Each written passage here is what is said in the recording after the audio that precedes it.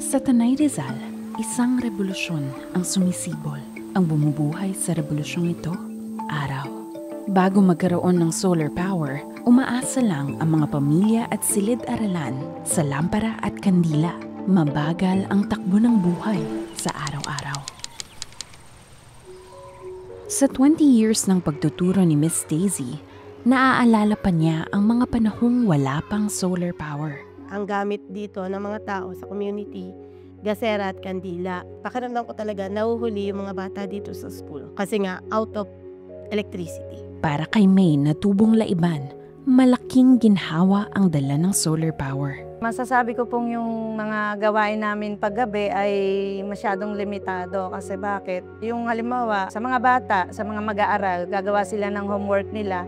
Hindi na nila siya magagawa dahil madilim. Kung lampara lang, medyo mahirap dahil yung pag-aninag nila sa gagawin nila, hindi ganun kaliwanag kumpara kung mayroon ng ilaw na makakapagbigay ng liwanag sa kanila. Ang mga solar panel na nakikita natin sa bubungan ay kumukuha ng enerhiya mula sa araw.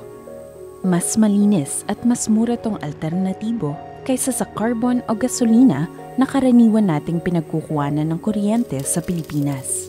At kapag naalagaan ng maayos, tumatagal ang solar panels ng halos 25 years. Di hamak na mas malaki ang nababawas sa gastos kuryente. At hindi lang mas mura ang solar energy, mas nakakatulong din sa kalikasan. Pagdating naman sa environment, yung impact ng ating solar panel is mabuti naman po naman siya at clean naman siya. Wala namang chemical na inaano para sa environment natin. Ayon kay Sir Israel na punong guro ng Laiban Elementary School, may epekto rin daw ito sa operasyon ng paaralan. Mas reliable ang paggamit ng solar panel in our place kasi pag generator ang gagamitin, medyo maingay sa setup ng klase. Ang solar panel talagang malaki ang naitutulong sa environment namin kasi una-una, hindi siya hazardous. Kasi pag gumamit kami ng generator, gagastos ka ng gasoline at saka bibili ka ng generator. At ang barangay hindi rin kakayanin kapag mag-provide ka ng ilaw sa buong barangay, then kasi gabi-gabi, kung magpailaw ka, gabi-gabi gasolina rin ang gagamitin mo. Itong lugar ng Barangay Laiban, protected area at hindi basta-basta sisirain yung mga kalikasan dito. May mga nag-donate ng TV pa isa-isa. So may mga TV na sa classrooms. Mas naging inganyo silang pumasok sa school. Yung mga lesson namin, pwede na kaming mag-integrate sa lesson ng mga video lessons. Yung mga kanta sa umaga, yung dating mga bahay kubo na a cappella, may tugtog na, may video pa. Sa mga song and dance, lahat sila nakikiparticipate na. So mas na-express nila yung sarili nila. The use of solar panels would help the school to level up the modes of teaching, wherein it would help also the learners to get the quality education that they deserve. Solar panels truly bridges the gaps in the educational system.